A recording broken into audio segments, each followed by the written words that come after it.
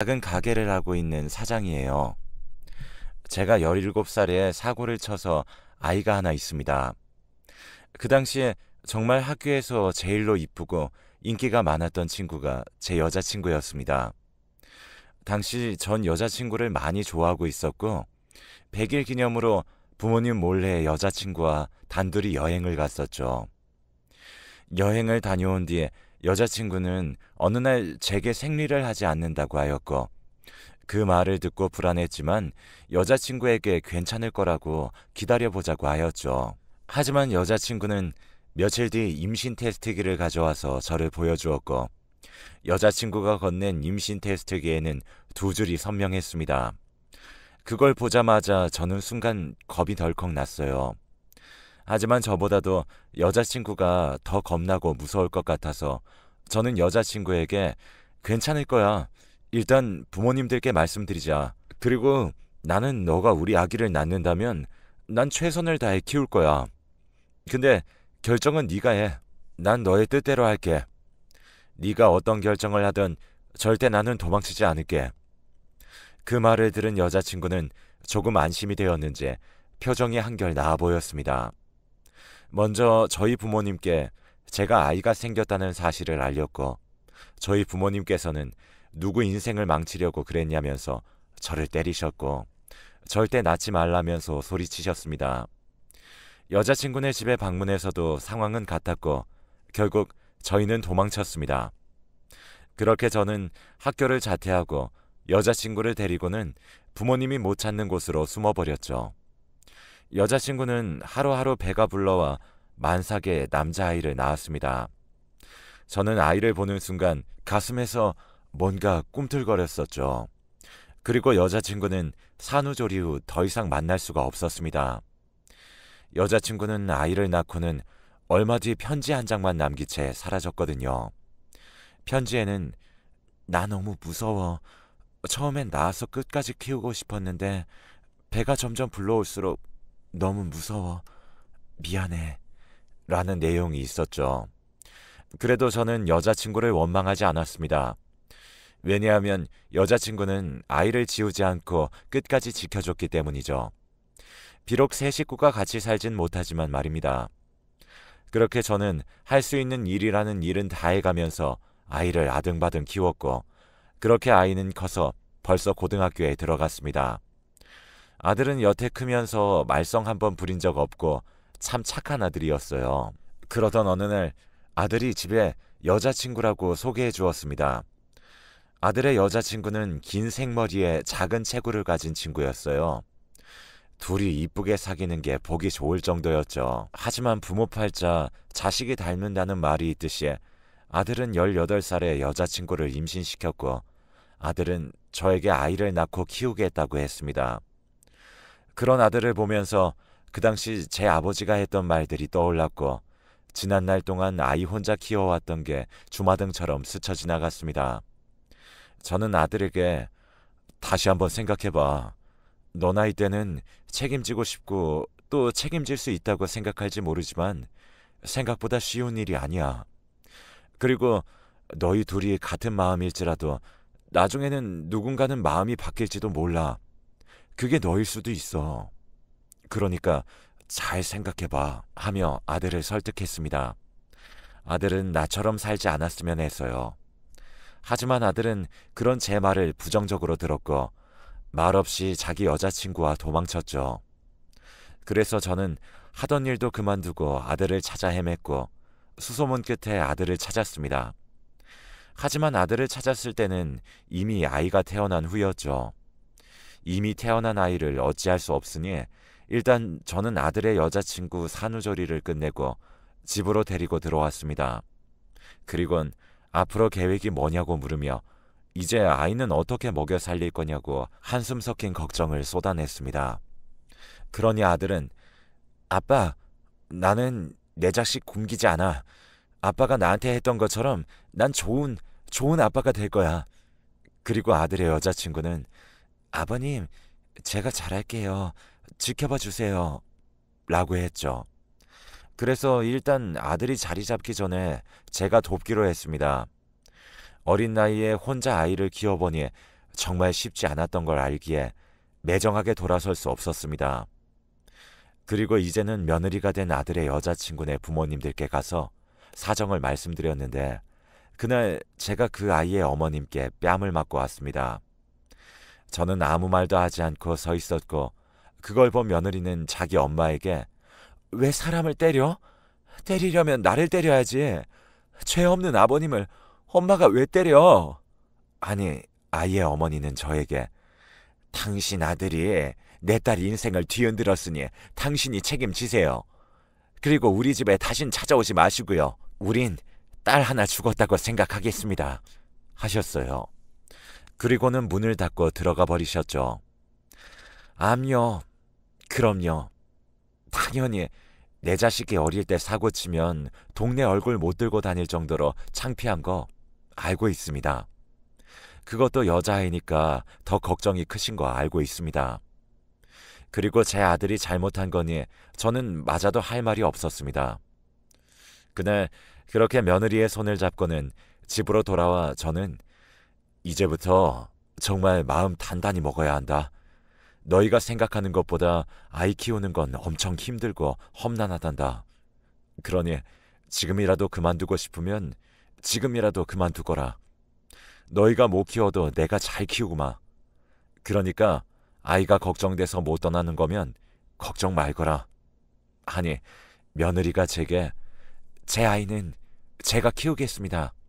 하더군요. 그렇게 며느리와 아들은 정말 많은 노력으로 아이를 키웠고 틈틈이 자격증 공부를 하던 아들은 자격증을 많이 땄고 전보다 편한 일을 찾아서 할 수 있었습니다. 그러던 중 아들에게 입영 통지서가 왔습니다. 아들은 고민 끝에 군대를 빨리 다녀오기로 하고는 며느리와 아이를 제게 맡기고는 입대를 하였죠. 군대에 입대한 아들을 대신해서 저는 며느리 그리고 손녀를 케어했고 아들은 군대 월급을 한 푼도 쓰지 않고 모아서 휴가 때 나올 때마다 아이 옷 한 벌이라도 사주고 들어갔습니다. 그렇게 아들이 제대를 하고 아들은 제대 후 쉬지도 않고 취업에 들어갔죠. 2번 만에 취업에 성공한 아들은 정말 쉬지 않고 일했습니다. 며느리는 아이 키우면서 틈틈이 식당에서 설거지나 서빙을 하면서 돈을 모았습니다. 그렇게 악착같이 벌은 돈으로 아들과 며느린 저희 집 근처에 집을 구하였고 그렇게 열심히 살아가고 있었습니다. 그러던 어느 날 몸살이 온 것 같아 약을 먹고 잠이 들었고 새벽에 목이 말라서 일어난 저는 깜짝 놀랐습니다. 며느리 이름으로 부재중이 수십 통이 와 있었고 저는 놀라 며느리에게 전화를 하니 며느리는 울면서 제게 아버님 어떻게 해요? 우리 그이 어떻게 해요?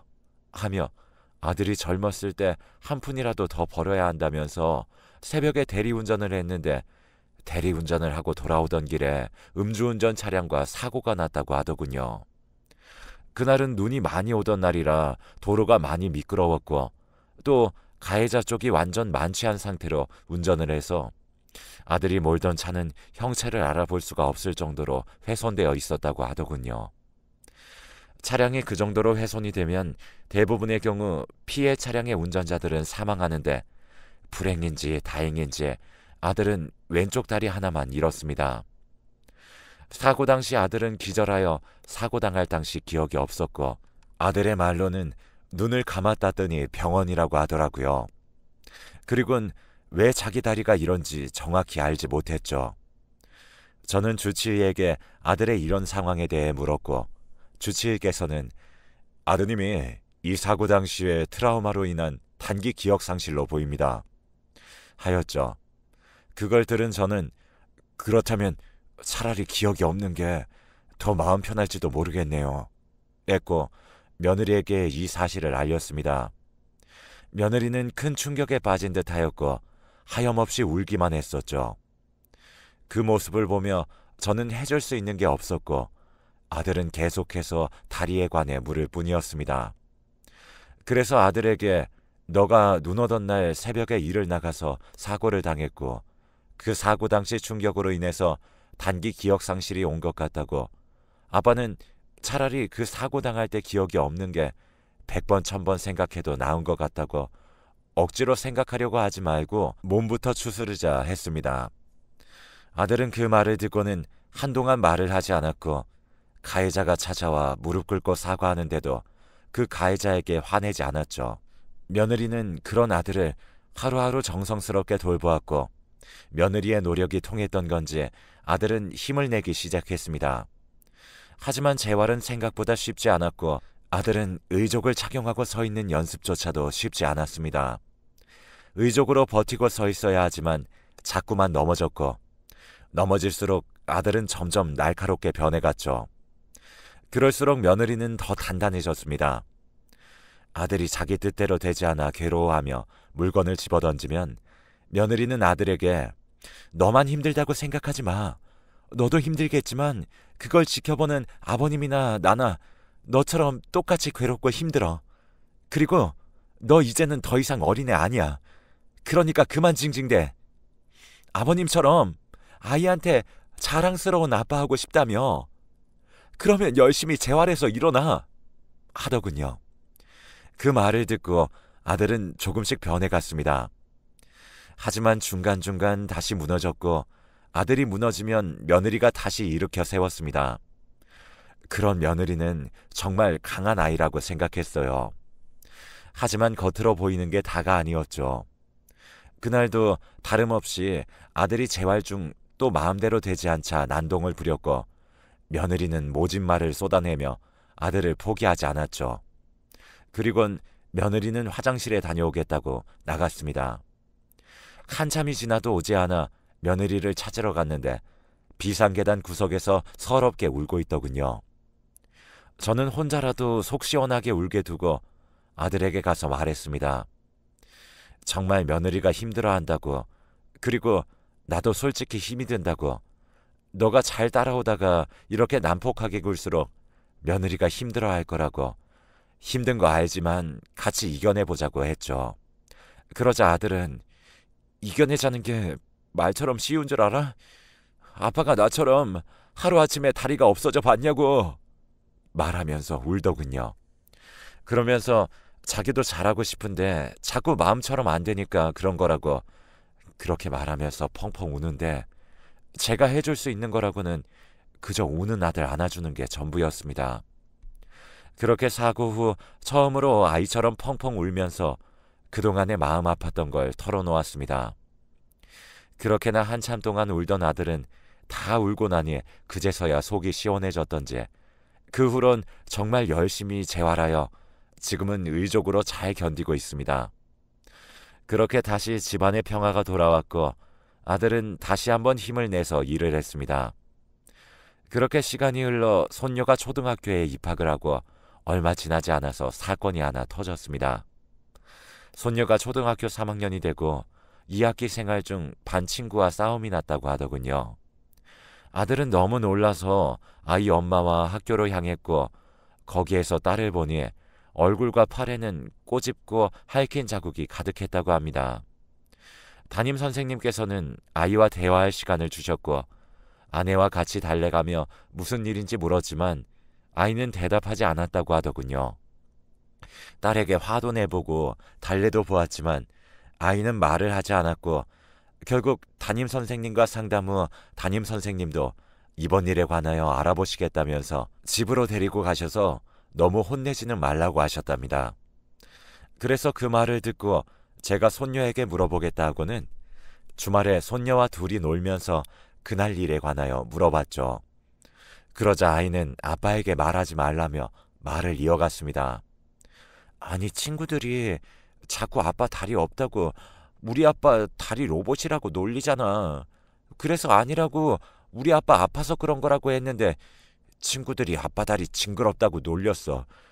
그래서 그랬어. 할아버지, 친구들이 너무 미워. 그러는데 아차 싶었습니다. 부모의 상처가 아이에게도 영향을 미칠 수 있구나 생각하니 제가 미안해지더군요. 그래서 손녀에게 아빠 다리가 그래서 놀림받아서 속상해? 하니 손녀는 아니 아빠가 알까봐 그래서 아빠가 더 속상할까봐 그게 더 속상해 하는데 저는 손녀를 끌어안고는 아빠 생각해주는 건 우리 손녀밖에 없네. 근데 다음부터는 친구들이 놀려도 절대 때리지 마. 폭력은 좋은 게 아니야. 그리고 친구들이 잘 몰라서 그런 거니까 우리 착한 손녀가 이해해. 하고는 맛있는 것들을 사주고는 집으로 돌려보냈죠. 며느리가 손녀를 데리고 있을 동안 아들은 저에게 딸이 싸운 이유를 물었고 저는 사실 그대로 알려줬습니다. 손녀가 싸운 이유를 듣자 아들은 눈물을 보였고 자신의 다리 때문에 아이가 학교에서 놀림받았을 거라 생각 못했다며 슬퍼했습니다. 그날 저와 술 한잔하며 아들은 손녀에게 미안해했고 그걸 들은 며느리도 마음 아파했습니다. 그런 애들을 보니 제 마음도 좋지 않고요. 그래도 걱정과 달리 손녀는 학교에 잘 다녔고 그 후 놀림받지 않게 담임 선생님께서 아이들에게 의족에 대해 잘 설명해 주셨고 그 이후 더 이상 손녀가 상처받는 일은 없었습니다. 그리고 아들 내외도 저도 더 이상 아이가 상처받을까 걱정하지 않아도 되었죠. 그리곤 남들과 다름없이 살아갔습니다. 저는 젊을 때 버는 돈으로 지금은 복권집을 하고 있습니다. 예전에 복권 한 장 사두고 토요일을 기다리며 나중엔 나도 복권 장사나 했으면 좋겠다 하였고 그러면서 돈을 한 푼 두 푼 모으니 작게나마 복권집을 열 수 있었습니다. 요새는 주말마다 아들이 가게를 봐주고 있어서 덕분에 요즘은 주말에 저 혼자 쉬기도 하고 아니면 손녀딸과 시간을 보내기도 하죠. 주말에 손녀와 오랜만에 만나 영화관도 가고 손녀와 쇼핑도 하는데 하늘에서 갑자기 예고도 없던 비가 오기 시작했고 그날 저랑 손녀는 홀딱 젖었죠. 비는 그칠 줄을 몰랐고 그날따라 차도 가지고 나오지 않은 저는 우선 손녀딸이 감기에 걸릴까 근처 가게에 들어가서 따뜻한 차를 사주고는 편의점에 우산을 사러 갔습니다. 하필이면 그날 갑작스레 비가 온 거라 주변 편의점에는 우산이 없었고 며느리에게 전화해서 혹시 바쁘니? 손녀랑 노는데 갑자기 비가 오는구나. 주변에 우산도 없어서 걸어가지도 못하는데 혹시 데리러 올 수 있겠니? 하니 며느리는 그럼요. 당연히 가야죠. 비 많이 맞으셨어요? 지금 어디 계세요? 제가 지금 출발할게요. 밖에 추우니까 어디 가게 안에 들어가 계세요. 전화를 끊고 보니 손녀는 많이 추워 보였고 저는 엄마가 올 거니 여기서 기다리라고 하고는 다시 편의점으로 가서 담요 하나를 사왔습니다. 그리곤 손녀딸에게 덮어주고 며느리가 올 때까지 기다렸습니다. 평소 같으면 빨리 왔을 며느리인데 비가 와서 그런지 며느리는 평소보다 늦게 도착했었죠. 혹시나 아이가 감기에 걸릴까 차에 올라타자마자 며느리에게 얼른 집으로 가자고 했습니다. 그 사이 빗방울은 점점 더 굵어졌고 저는 며느리에게 아이 감기 걸리니 어디 들리지 말고 얼른 들어가라고 했죠. 며느리는 집까지 데려다 준다고 하였고 저는 그냥 빨리 가라고 나는 집에 가서 따뜻한 물에 샤워하면 된다고 하고 우산도 없이 뛰어서 집으로 들어왔습니다. 집에 오자마자 저는 침실에 장판을 틀어두고 욕실로 들어가 욕조에 뜨거운 물을 받아 몸을 녹인 후 샤워를 하고는 데워두었던 장판에 들어가 잠을 청했습니다. 다음날 아침 저는 몸을 움직일 수 없었고 그날 가게 문도 열지 못했습니다. 그렇게 집에서 자고 있는데 도어락 열리는 소리가 나더니 누군가 집에 들어왔습니다. 몸이 안 좋으니 목소리도 나오지 않았고 그렇게 안방문이 열렸습니다. 문을 열고 들어온 건 며느리였죠. 며느리는 아버님 괜찮으세요?